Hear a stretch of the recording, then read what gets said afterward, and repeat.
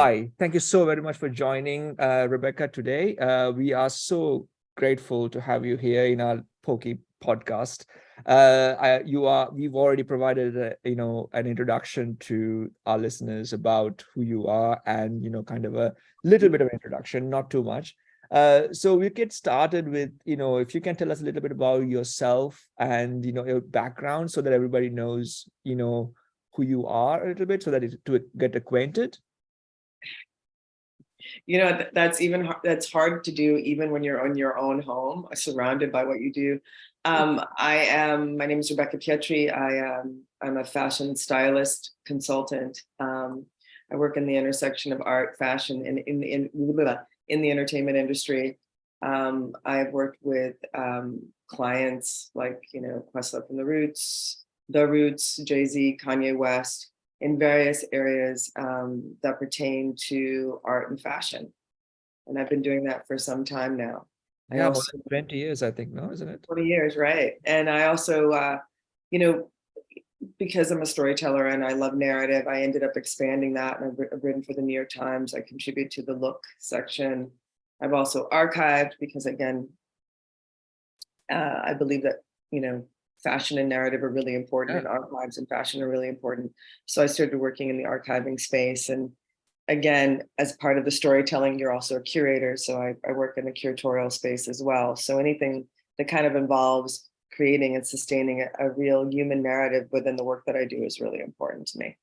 Absolutely. And we just so everybody knows that we've had a chat previously, so I kind of have a little bit of background and also about things you do. So that really gives me an understanding of the amazing things you've done. So I can't wait to talk about all that. But before we get into our main content and effectively your life, tell us a little bit about tell us the first book that you've chosen for this evening. What is your favorite? The first book I chose, well, I have a ton of books, so you could just kind of, yes. You're not in my library at this moment, but I've been really, and I don't know how to pronounce this gentleman's name, so I'm not going to. It's a Korean philosopher, and what I love about, I love philosophy, but generally the tendency is for it to be very wordsmith heavy. You need a master's degree to get through it. It's 5,000 pages. This gentleman is created a very dense, rich conversation, and less than 100 pages, actually 107 pages. And this particular book talks about how we've replaced the world with non-things, right? Which is like the phone that has all this information, but it doesn't really have anything in it. It has information, and how we become more obsessed with information than things. Yes. And how things within the fashion, archiving, and curatorial space are the things that ground us to our humanity. And highly recommend this book. He is a great thinker. So that was the first book. I've been really chewing through this book slowly but surely. I've read it like a couple of times. What I love about him, he has no internet presence. He has no Instagram and no website, which I think speaks to who he is. But he very well researched. And he says in here, the magic of things. I don't want to give you the ending away, so I'll just put it down because absolutely. No, this is great. The detail of the book and the author would be available in the show notes. So if anybody wants to check it out, the link would be available in the notes. So let's go back to the beginning of your life. You grew up in New York, and you had a from our previous conversation, you had a very interesting and a very diverse experiences growing up in New York. How was that like? And looking back, how did that influence you? I was always a weird kid. My parents were hippies. We lived in India, and we were dropped in my grandma's house, sort of like a strange version of Dorothy from The Wizard of Oz, like dropped, rather than being dropped on the Wicked Witch of the West. We were dropped in like, the Land of Oz. I was dropped in my grandmother's house in Bed-Stuy, and have always been sort of the weirdo kid, and that sort of became a thing, right? And you're standing outside of a culture and people in a way that you're able to kind of notice nuance and the way people move and socialize. that's always sort of remained with me in high school, even more so because in high school you have that differentiation of the lunchroom. I don't know if that's something that is like a cultural across the board when you're in your, you know, high school and you're sitting in a lunchroom and you don't know what table to sit at. And I remember distinctly going, well, I'm going to try all the tables, right? So I realized that clothing was a great way of fitting into a particular table. So it's like, you know, the table of zebras, I'd go wear a black and white outfit, or the table of the cool kids, I'd wear the cool outfit. So I realized the power of being able to use clothing as a way of connecting with people, or at least, you know, infiltrating them to find out what they were about. You could have easily become a spy, I suppose, right? Because, you know, that's the kind of background. Who knows? Yeah, I'm not a spy. yeah. I mean, seriously, you can really, you know, you learn these, and it is a lot more nuanced than that, because you can't just put on, and a wolf can't put on a sheep's clothing unless you're not paying attention, right? Yeah, There's lots of really intriguing nuances that go into dress in particular communities that you have to embrace as well. You have to understand the language, the body movement, the background. And I think the test of, I was moving through different cultures or different lunchroom tables, if you will, very quickly. I didn't need to know that much nuance, and I'm a girl. So, you know, at the time I was young and scrappy and probably a lot more attractive than I am now. But, you know, you can get away with not being as nuanced, but if you're going to be, and that's what I bring to my work, right? It goes beyond appearances into the real deep nuance of what that garment, what that outfit, what it means to that particular community. Because if you don't, you're a poser, right? And and it wasn't about pulling things out of the sky. It was really kind of understanding that if I was going to be a character in this particular moment, and I didn't want to be, you know, exposed, I would need to play that character really well. Isn't that such a great thing to realize when you're at that age, right? Because you effectively realize that to build authentic enough connections, you need to fit in, but at the same time, that fit in really involves clothing and fitting in, and, you know, mannerisms, all that, effectively kind of mirroring the people around you to fit in. I think I'm talking through the older version of that self. Right. And you know, the younger version of me, it was a manipulative tool, right? Just, you know, I thought it was used more as a tool for manipulating things and getting myself into I learned more about how important it was to understand nuance when I was caught out there and I didn't know how to carry the conversation beyond, like, I look the part. I found that out when I was at a heavy metal concert. Wow, okay. The floor to get out. You know, I went to a Metallica Wasp Armored Saint concert as like a goth chick, or not a goth chick, but a heavy metal chick. And I was there and I'm like, I hate this. How do I get out of it, right? So you typically, you know, you understand that if you're going to dress the part, you have to understand the part you're playing, right?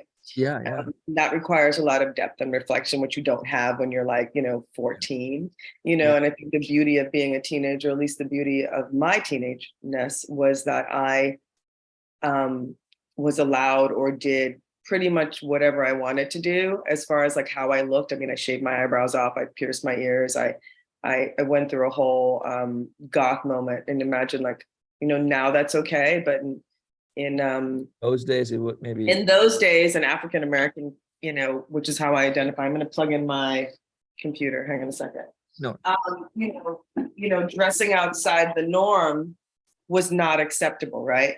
You know, I grew up during the 80s and everybody was doing, you know, 80s clothing, which was, you know, your hip hop clothing. And I was a weird kid. If I put on any hip hop clothing, you know, because then it was sort of regional, like different neighborhoods wore different things. And, you know, what people don't also talk about is the criminality that was involved in that, which was you were belonging to different groups and different communities.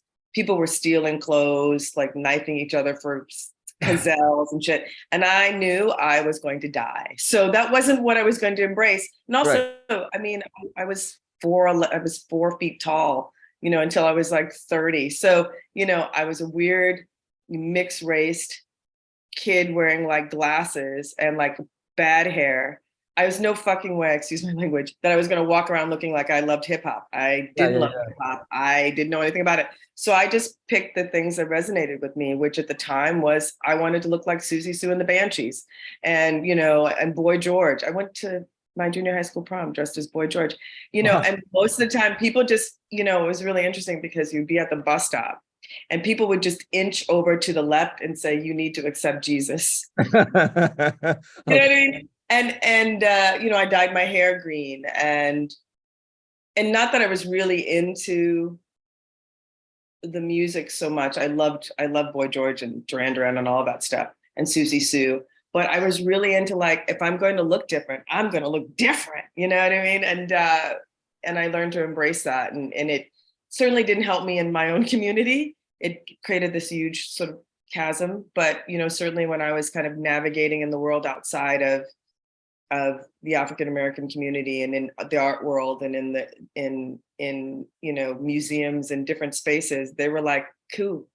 It still made me weird, but it kind of made me, it is a form of self-objectification. It's like, I'm going to make myself so interesting that people will either avoid me or be attracted to me, but somehow it gives me some sort of, it gives me an access that I wouldn't necessarily have if I fit these certain boxes, right? Yes, if you fit the boxes of, I'm also Puerto Rican, there's a box. I'm also Black, there's a box. I'm also a woman, that's a box. But if I come in as a total complete weirdo, I can kind of do different things. So that makes total sense, and I'm sure that way of thinking really helped you kind of to even move forward in your career as well, right? So when you finished school after graduating, I've never finished school, actually. Right, yeah, you know what I mean. Like, so when I say like stop studying, I would say, you know what I mean, like stop studying conventionally. I know you never stop studying, but you know what I mean.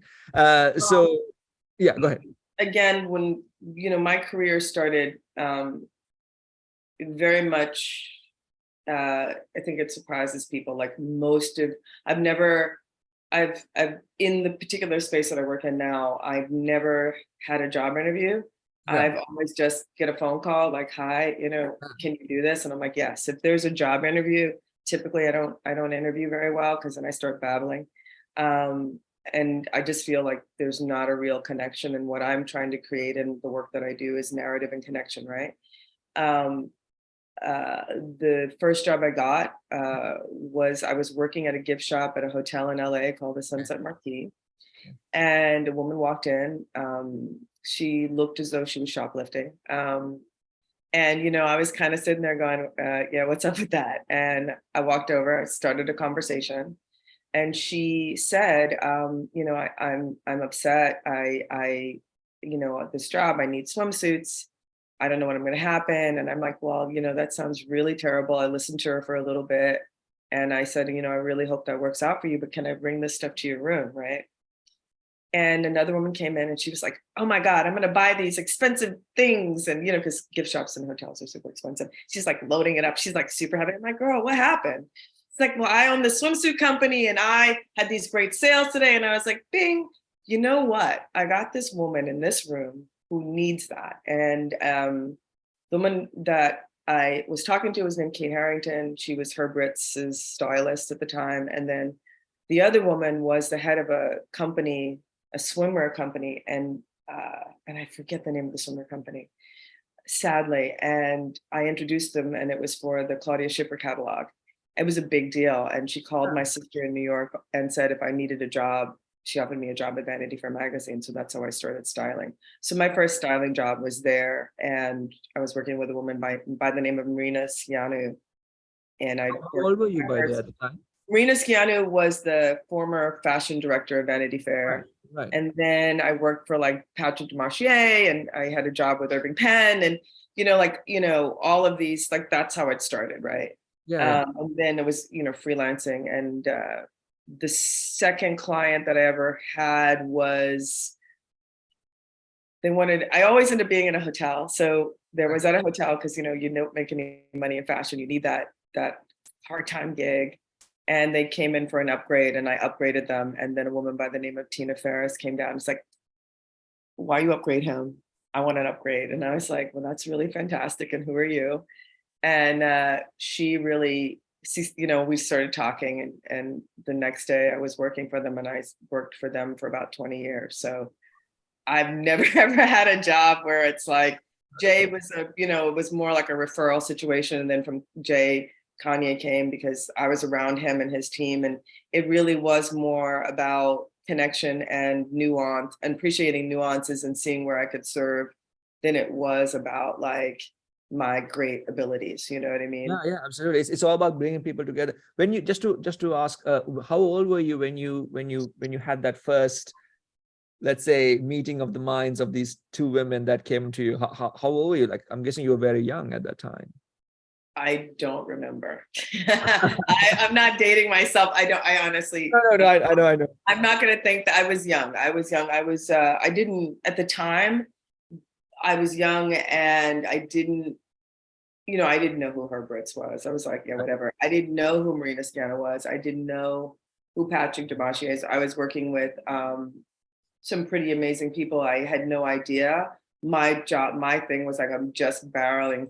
I'm just showing up. You know, what's different about the mentality now is I just showed up on time and did the job. You know, I wasn't bitching and moaning about racks or like, because it's a very laborious job, or carrying things or doing things. I do think that I got a little tied in too much of the glamour of it, and didn't, and not enough in the respect of the craft. But then I was super young and super stupid. And I think it's why I don't appreciate so much of the glamour of the business now, is that I just think it's manufactured. When you get down to the core of the business, it's a craft. Yeah, And it's a skill set. yeah, And it's just not something that happens just because you can put a cute outfit together. There's a whole absolutely. Yeah. background and craft to it. It needs a lot more thinking behind it. It needs a lot more At nuance. least what I do, and I don't. There are lots of different levels to this, right? So I approach it more as, you know, I'm creating. The styling is a bit different than the costume designing. I don't like styling people. I think it's nonsense. I think that what I'm here to do with you is to uncover who you are, which is to get rid of all that dust. Yeah, That, you know, who you think you are, who you want to be, who you are, and find that beautiful sort of language in the middle, so that it's something that's sustainable. right. I don't do, I think I heard somewhere in French they call it personnage or persona, because I find that, you know, if we look at celebrity, like, you know, it didn't work for Elvis or Michael Jackson or any of these other people. Why don't we just find out a way of making you the strongest version of yourself? Absolutely. And that's a very different process of working with an individual. When you're working with character, you know, it's the same thing. You're really finding out all the different stuff that makes this character who they are, and you build from that, versus like, I want you to look amazing and look six from the Christian Dior collection. Right. I That's mean, not. I love fashion, and I love where it plays, and I love the craft behind it. I love the people behind it who make the things. I love it, you know, I love the history of it. But when it comes to an individual, I don't like gilding the lily that much. Absolutely. You know, Absolutely. I really like finding out.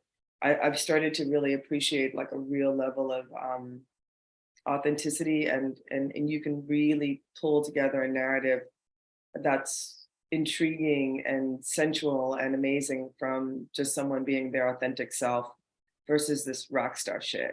Yeah, absolutely. Um, Oh, there's- that was incredible. Like, you know, you know, that's a real insight into you know the way you would be thinking about it, right? But before we go forward, let's have another book. What is okay, what's great. the So I next? have, you know, there's an artist, and this is, I believe, the last book that she wrote, and it's the Journal of an Artist, and she wrote these books, and these are, this is excerpts from her journal. Mhm. And she talks a lot about work, and she talks a lot about her life. But in this particular book, she was talking a lot about her life. And in here, and it's like, it's just a really lovely, soft, gentle, revealing book about mundane stuff and art. And her name is Anne Truitt. And there's a beautiful narrative that goes in the end of it. It says on October 26th, she goes, every moment of my walks around the lakes is cherished. The trees are less glorious now, but no less beautiful, more so perhaps. Yesterday, 3 people who used to work here at Gatto came to visit me. We sat close in a circle in my studio and talked over past times and new, caught up on the threads of our affectionate work together here in 1984, and gathered them into the present in honor. And that was just what she wrote for October 26th. And it's just it was a book I found. I thought the cover was interesting, and it's a female artist, and it's rich. And it was the last book she wrote in her life. So I love this book. That's You know, that's a choice. yeah, it's just again, I think what's resonating with me at this point in my life and my career is just like grounded authenticity versus like, these sort of gigantic Yeah. outbursts of stuff. I've got tons of books, so I can always pull out another one for you. Yeah, definitely. So going back to our conversation, so when you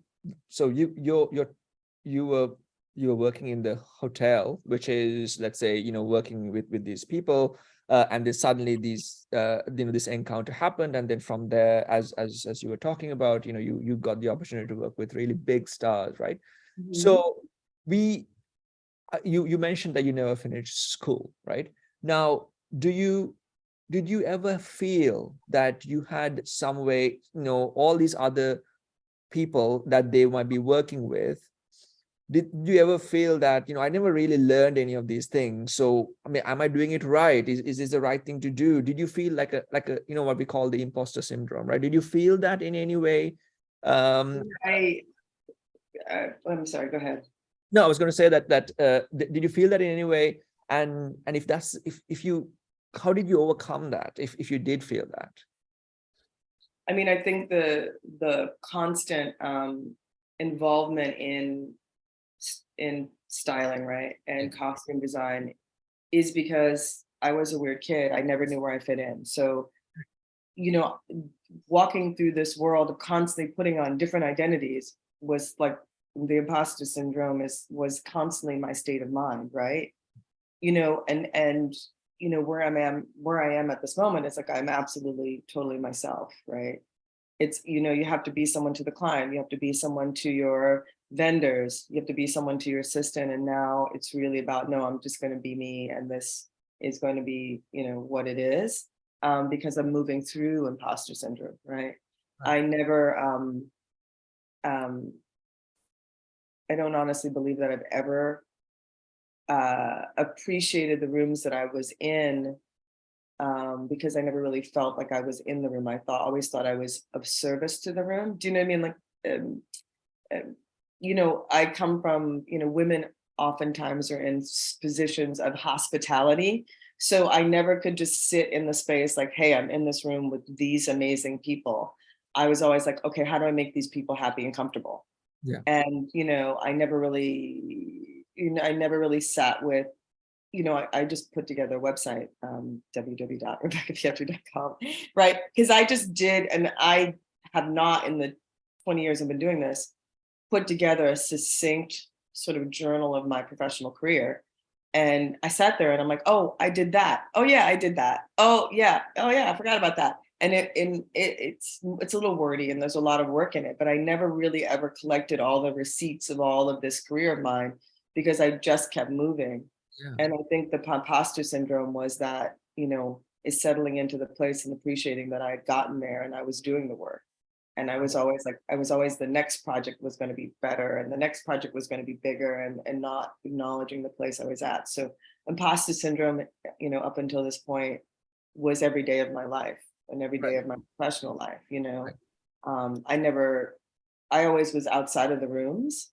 I never, in high school, you deal with that reality of trying to find your tribe. I've dealt with like not finding my tribe because I stood outside figuring out how do I make myself fit in there versus just sitting in it and going, I'm here.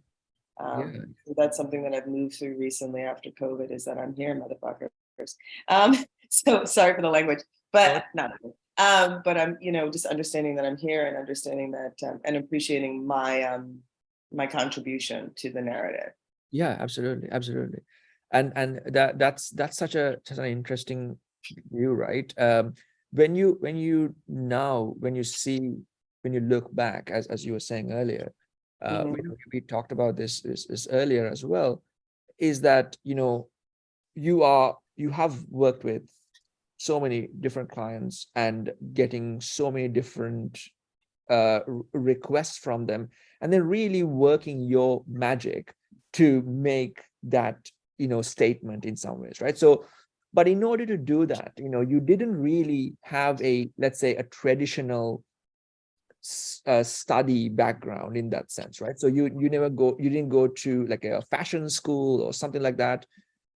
Everything you did or have done have become always based on your experience or your reading or your interactions and things like that, right? So my question really is that, do you feel that looking back now, that, as we would say, the less traveled path, taking that less traveled path was a hindrance or actually a strength to you, because you were able to kind of distinguish yourself completely separate from everybody else who went through this traditional path to be a fashion, I don't, I typically come from the belief, and it'll haunt me, right? That I learn better from doing. right. Um, that I can apply it and integrate it more by doing it. I have realized that I'm going to circle back and kick myself in the butt, because there are some things that you actually need to study. Right. And I think those two go hand in hand. And I think it also depends on the person as well. I know right now in my career, going back and kind of reflecting on some like hard skills is important. I have never, projects for me have always been the fear of disappointing someone else, right? And it's always like a, extension of I've got to make this, it's being under the gun, right? Because in this business, no one ever believes in like a timetable that makes sense, under the gun, because the budget doesn't make sense. So creating stuff in this space of like war, my head just goes right into it. Give me 2 computers and a phone and I'm going to handle it, right? That is not necessarily the narrative I want to build now. And I think if I had had more of a traditional education in fashion design, it would be more laborious. Like I'd have more processes. I'm just like, eliminate all that, do this, get that done. There is no traditional education system for fashion styling. Maybe it's called merchandising. I mean, I grew up, at the point when, fashion editors, the music videos just happened, right? I'm dating myself. So there was no such thing as a fashion stylist. They get fashion editors, or they find a costume designer or wardrobe stylist. So it's still relatively new term. I think now people are doing something really dumb, like they're going to school for fashion styling. I'm like, no, go to school for philosophy, English lit. Fashion styling is something that you can learn as a craft to enhance like all of the intellectual skills that you'll need to really differentiate yourself from being you know what I mean? Like, yes, absolutely. I would rather talk to you about art and why this moment is important versus like talking to you about a blouse. It's like, okay, guys, or a sneaker, or, I mean, I can have those conversations. It really makes me angry to have those conversations, because I just don't think I don't think sometimes the objects are not as important as the meaning. Right. It represents, I guess, isn't it? Yeah. So, I'm not answering your question. I think that not having a traditional education has hindered me, but I also thinking that not having a traditional education has not hindered me, because I've never thought that there wasn't anything I couldn't do. This isn't a rocket science, right? Yeah, exactly. If you have a great, compelling project, before we had LinkedIn and Instagram and all of that other stuff, you would just simply 411 somebody. There is somebody who is interested in what narrative you're selling.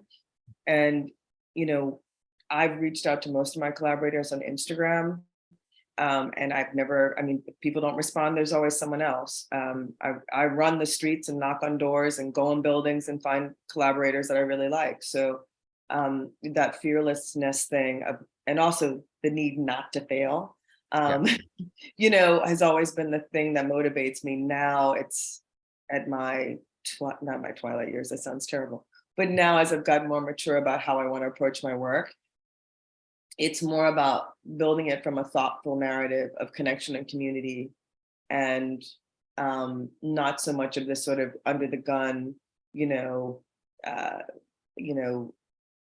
under the gun will never change. People never think about lines or budgets, but it's really approaching it in a way that's like, there's a certain kind of softness and grace to it versus like, now, you know, it just, I don't do that anymore. I mean, at least I'm trying not to do that anymore. I think the evolution of, for me, is walking through the world, and I struggle with it every day because type A personality, over caffeinated, you know, need to do, is like really using the power of no. And also really just saying, you know, if this project is going to make me into someone I don't like, I don't want to do it. So that's it. That's the power of no, right? And also appreciating all of the amazing people that make this happen. Like, you know, you don't get chicken from a grocery store, it comes from a farmer. And you don't get clothing from H&M, it comes from someplace. And the energy of the people that make the things go into the garments. So I'm really just in love with all of the people who make my stuff right now. I'm trying to find opportunities for us all to sort of to collaborate together and make beautiful things with beautiful energy. I don't know, I'm sounding a little like, you know, peace and live, but it really is about peace and love, isn't it? Yeah, absolutely. I mean, at least for me at this point in my career, right? And I mean, I mean, to me, it makes sense, right? Because what it is the idea that, you know, it really is about, for any career, I would think, is about, you know, how do you differentiate yourself, right? Which is kind of a contrast to saying, you know, what we were talking about earlier, where you were saying, oh, you need to fit in and, you know, you need to kind of be a part of the pack. But then in some ways in this message, you have to know, okay, how do you differentiate yourself as well, right? I mean, I think that I have been a background player to not only many of the people I've worked with. I've also been a background player for other stylists and other costume designers. And I think that choice was because, you know, in my head, I never thought I was good enough, right? You know, the imposter syndrome that you brought up before. You know, I'm the person that people call when they have completely not thought through a project and it's going off the rails, or it's a concept that they're like can't hold on to. At this point in my career, that's not cool, unless it comes with a gigantic check, you know. I don't want, and going back to how I differentiate myself, I love beauty. I love beautiful things. I love beautiful people as well. I don't want to use the fashion that I want to do, or the work I want to do is not for everybody, but it's not excluding everybody as well. So, or the projects I want to do, right? You know, I think that you can only be responsible for the community you build, and a lot of the things that the world that I'm built on is built on stuff that's just, you know, dosh, like the newest, you know, Louis Vuitton belt or bag or Dolce & Gabbana thing or whatever. You know, what are we trying to say here? What's the narrative we're trying to build? I don't particularly like dressing up that much. I mean, I put on red lipstick. I like my hair cute, but I think that I'm not building an extension of the lunchroom table situation where, you know, you have to look this way to go to this lunchroom table, or you have to look that way to go to this lunchroom table. For me, it's about building something that it allows everybody to kind of navigate. And when I'm thinking about it now, like I think I told you, like the first time I realized that I had a moment of differentiation, I was with my mom getting her nails done, and I saw an album cover by a band called Culture Club, right?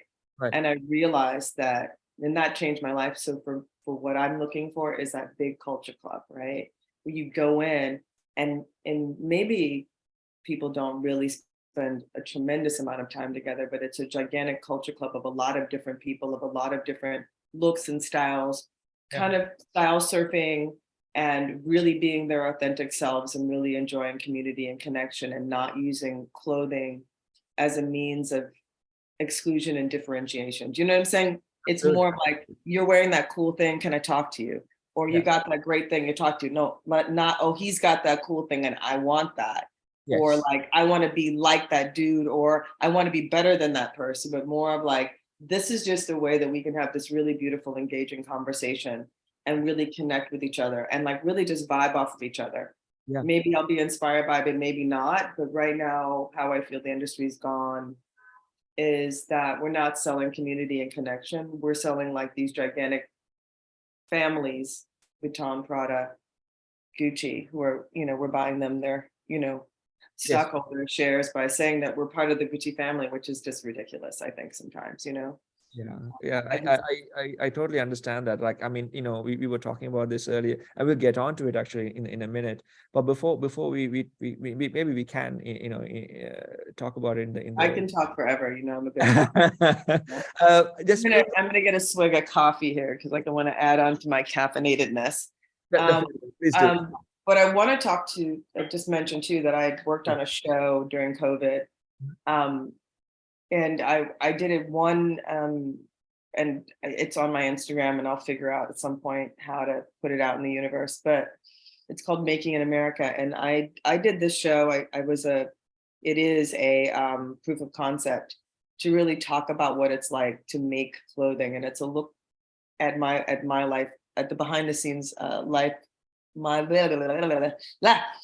life as a stylist, like behind the scenes, because I love pretty girls and pretty things, but I really like sitting in workrooms with crazy people trying to figure out how to make this thing I want to make, or do this thing I want to do, or looking at fabric or looking at buttons. I love looking at buttons, and you know, talking about like the process of making. And also, you know, I did this during COVID or after COVID when people honestly didn't know what was going on in the world, and so many of my dear friends and partners have, you know, their businesses have changed tremendously or they're closing.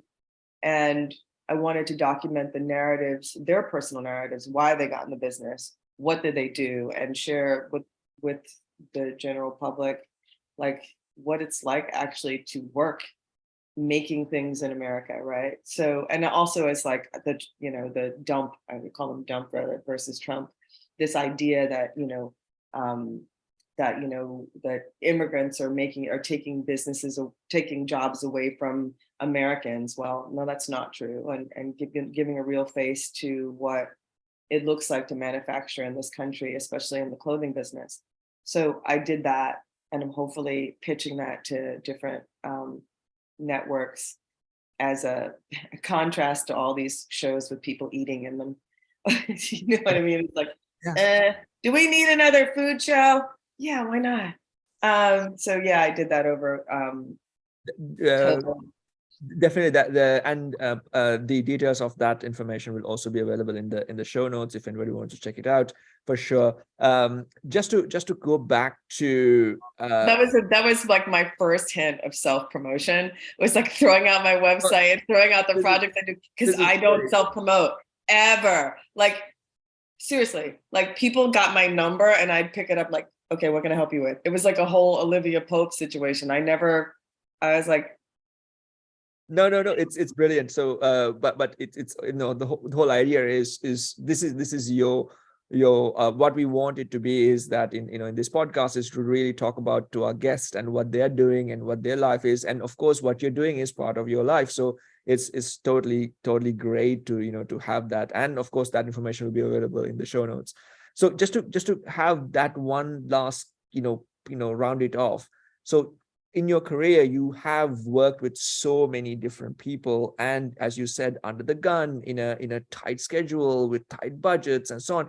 So what are some of the failures that you had, right? Not specifically the failure itself, but how did you, more importantly, when you're in that moment, get over it?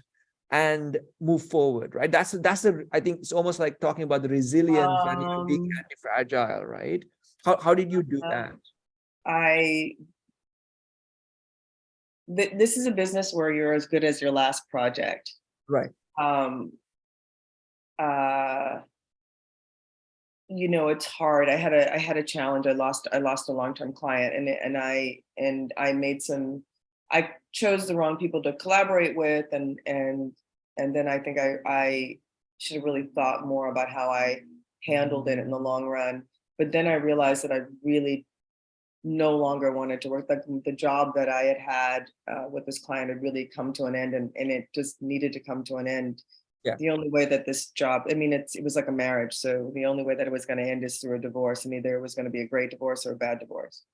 I do think I could have handled it better. I'm still getting to a point where I'm figuring that out. I honestly don't know that, I think what you learn is to have better collaborators, that you can't do it all on your own.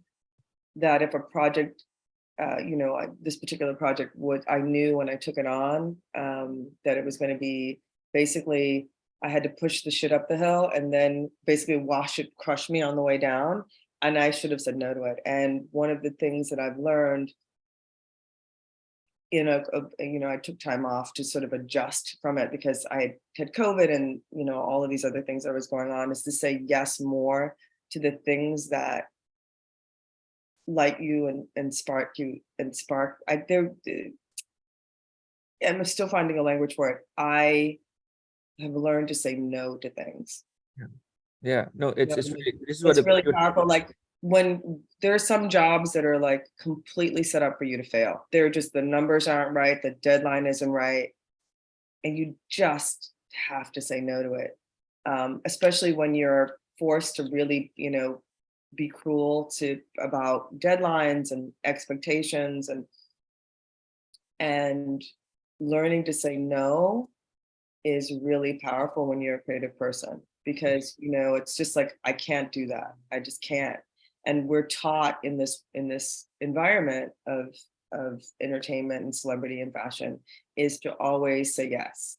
Yes. And sometimes when you do that over time, the clients become used to you solving the problem, that they don't realize that it's a problem. Do you know what I mean? Like, yes. It's the idea about karma. Like sometimes people have to deal with the karma of the thing that they've created, so they know not to create it again. And I know that in my own work, I don't want to be the problem solver. I want to be, I endeavor, and I am someone who just creates these beautiful things in the world. I don't want to be like, okay, I've got this last minute thing for the Oscars and I need you to make me a Batman costume. I'm like, the Oscars are in 2 days, things like that, where you're like, how is that possible? So, saying no to things, because I mean, I think that's really important, but I'm still learning the language of really dealing with my failures humbly and reflecting on it. Because I move so fast that I just abandon it and I don't reflect. And I've spent the last 6 months kind of coming to terms with a lot of the things that I've done that I don't care for, but also celebrating the things, because I think that's part of the conversation. We look in the mirror and we go, oh my God, all these things are wrong, and I'm wrong, and I don't have this, and I don't have that. But really appreciating the fact that the things that you've done right as well. Yes, absolutely. So it's taken a lot of I think everyone needs, as an artist and a creator, especially someone who is, what we call interdisciplinary or multidisciplinary, multi-hyphenate, you have to take on these moments of silence to sort of, because I do a lot of different projects simultaneously. Yes. For a lot of different kinds of clients, from individuals to celebrities to brands. I think it's important to take that time to kind of reflect on where all the projects connect, what you like to do, what you want to do, what you absolutely positively will not do again, and write it down and keep it by your computer so that you don't go back into the same habit again. Yeah, absolutely. And that's effectively, that's so effectively a power of no, as you were talking about earlier, defining your boundaries, but at the same time, really understanding your your authentic needs for yourself, right? From taking breaks to understanding, like, are you really listening to yourself, as understanding, is that something I really want to do or not really want to do, right? That's really a skill to develop, right? To anybody, it's not just a fashion, but for anybody. Develop. I mean, we move along because you need to pay your rent, right? Right. Those things need to happen. But as a creative person too, we're not simply, and I'm not being like, I'm an artist, because I hate that shit. It's like I had one client, it's like, I'm a rock star. I'm like, and I don't care. You know what I mean? It's like, everybody's an artist, everybody's a rock star. And I think the important part of it, and what I've been able to define for myself in the last 6 months, is a real clear idea of what my contribution is and what I stand in a room and I not only represent, but what I provide. Yeah. And that's moving out of this need to have on where a lot of times I think people they put on the Gucci belt or they put on the Prada because they feel that helps put them in the room so they can stand up for the things they stand up for. And I don't do that anymore. I'm going to walk in the room dressed in the same outfit and say, you need to give me $1 million because this is how much this is going to cost. Yeah. Otherwise, it's not going to get done. And if you figure out another way of doing it, well, I think that's amazing. And I hope to talk to you again soon. You know what I mean? Things like that, which before I'd be like, let me make it work. And I'm like, no. It's like, no, thank you. Yeah, but it is absolutely completely frightening. Yes. You're like, oh shit, I just turned this down. And I'm like, you're kind of saying no to some powerful people effectively, and at the same time you are well, as you said, a paycheck is not going to be there, so you really start doubting yourself and stuff like that. So it's really, as you said, it's really about being comfortable, but at the same time having that real conversation with yourself. Is something I really want to do. Yeah, so, I mean, let's face it, not everybody's going to have the luxury of doing that, right? But I do think that we say yes to too many things because we've settled for a routine. Mm-hmm. I've settled for a lot of discomfort in the last, 6 months of really, again, it's a luxury. So, we're living in times where people don't have that economically.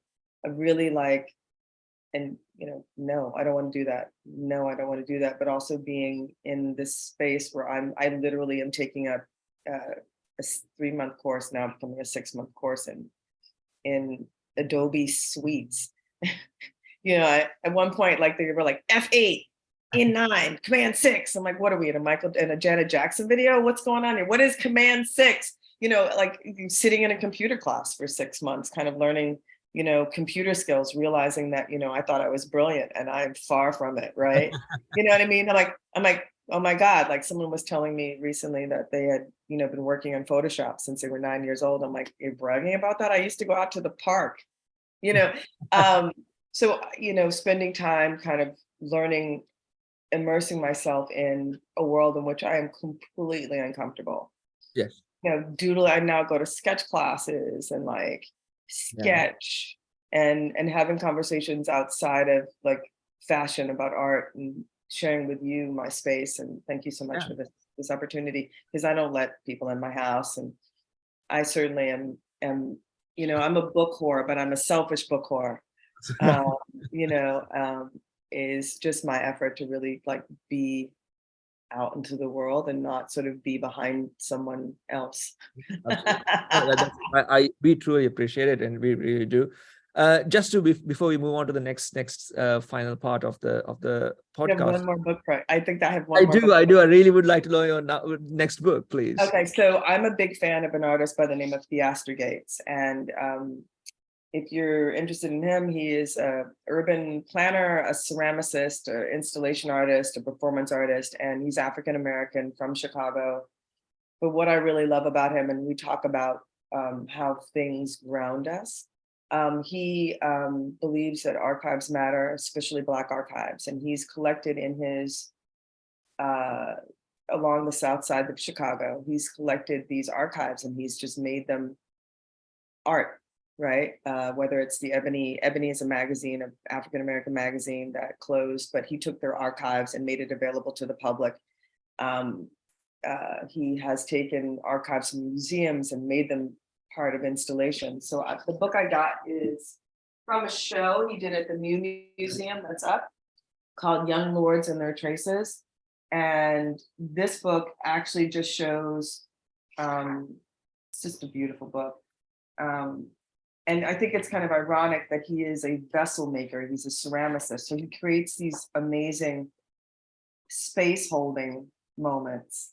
And just to give you an idea, like this Burn Baby Burn here is a collection of records by a gentleman whose name I can't recall right now because I have those moments. He was a gentleman who was kind of known for creating house music in Chicago, and he passed away, and he had this massive record collection. So it was donated to him, and what he's doing is Frankie Knuckles, actually. So what he's doing is he's collecting all of these records, making them available for people to see, but he's also digitizing them. And he's created this big space of reverence for them. He's an incredible artist, someone who's definitely inspires me. He's represented by Gagosian. And another amazing project, we have a place here called the Park Avenue Armory, and they were redoing their floor. So he pulled up the floor and made it into art, so that, and there's just this incredible idea of keeping things, and it's not the things that matter, it's what we make of them, which is like a really beautiful quote from him that I kind of embrace all the time. I'm probably paraphrasing it, so it's probably better if you do that Google thing. Sure, absolutely. But that's a book I bought. I bought that book yesterday. I'm on a book diet. I'm not allowed to buy any more books for like another couple of months. But that book I thought last night would be a great book to share with you because I find him to be so terribly inspiring. Absolutely. Thank you. Thank you so much. And just that picture just made me want to go and buy it. So I'll probably go and get it myself. Yeah, so, and if you don't have to buy the book. I mean, I think that he, go to Theaster Gates and look at his body of work. It's all over the internet. He has rebuilt. He has done something really honorable. He bought art into an African-American community that was disparate at the south side of Chicago, and he's kept it there. And part of my practice, and I hate to say practice, is really community and connection, and that's something really deeply steeped in his work, and I'm a super fan. Absolutely, and all the we will definitely include the notes in the notes, the links to the gentleman's work, and so if anybody wants to check it out, please do. I mean, it'll be really great. So going back into our conversation, the final part of our conversation, please, you have done so many things over the past few years, and you are planning to do quite a few amazing things in the near future as well. You already mentioned about the website as well as the project that you're working on. Is there anything else that you're working on right now? Especially, I think you're teaching as well right now, isn't it? I lecture from time to time. I find that one of the challenges with lecturing is that I just want to tell people go out into the world and don't study, which doesn't help when you're lecturing at a very expensive private institution. What I love about the space that I'm in is that we have this opportunity. We have Black and brown, queer, LGBTQ community and space that's so inclusive and so loving and so amazing that it's so different than when I was a kid. I don't have to fight for the space or the communication style that I had to when I was a kid. So I think the time is really different, but I do lecture from time to time. It's something that I kind of have to find the time to do because I'm doing my personal studies, but I do lecture, and I actually, I forgot to tell you, I contributed to their FIT is having FIT, which is the Fashion Institute of Technology, is doing an exhibit that is the anniversary of hip hop fashion. I contributed to the catalog, which is going to be published and released on Rizzoli.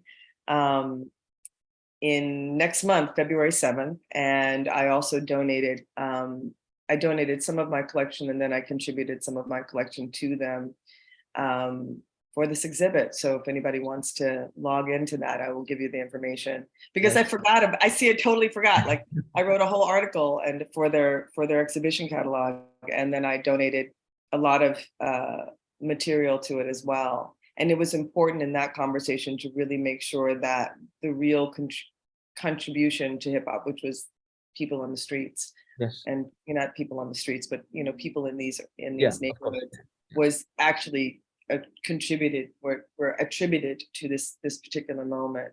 So yeah, I'm working on that right now, and I probably will be doing a little bit more around that. Nice. I'm battling now because I have to think about what I'm doing now, because I don't think about promoting myself in that way. So yes, absolutely. I lecture, I contribute.